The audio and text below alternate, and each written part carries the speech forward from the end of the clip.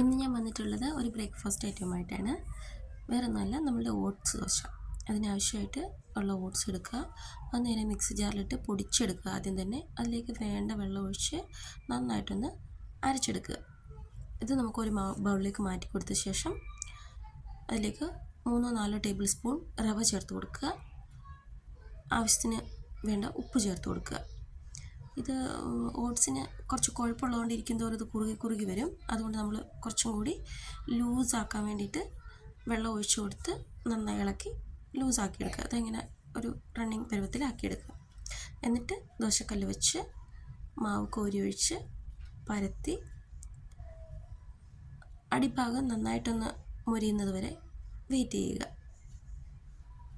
ഒന്ന് മൊരിഞ്ഞ് വന്നാൽ ലേശം എണ്ണ തൂവി തിരിച്ചിട്ട് കൊടുക്കാവുന്നതാണ്. തിരിച്ചിട്ട് കൊടുത്ത ഭാഗവും നന്നായിട്ടൊന്ന് വെന്ത് കഴിഞ്ഞാൽ നമുക്ക് രുചികരമായിട്ടുള്ള ഓട്സ് ദോശ ഇവിടെ തയ്യാറായിട്ടുണ്ട്. അടിപൊളി ടേസ്റ്റാണ്. ഉണ്ടാക്കാനായിട്ടാണെങ്കിൽ വളരെ ഈസിയാണ്, ഒരു പണിയുമില്ല. നമുക്ക് ഓട്സ് പൊടിക്കുക, വെള്ളം ചേർക്കുക, ഒന്നും കൂടി അരച്ചെടുക്കുക, ഉപ്പും റവയും ചേർത്ത് ചുട്ടെടുക്കാവുന്നതാണ്. രുചികരമായ ഒന്നാണ്. എല്ലാവരും ഒന്ന് തയ്യാറാക്കി നോക്കൂ.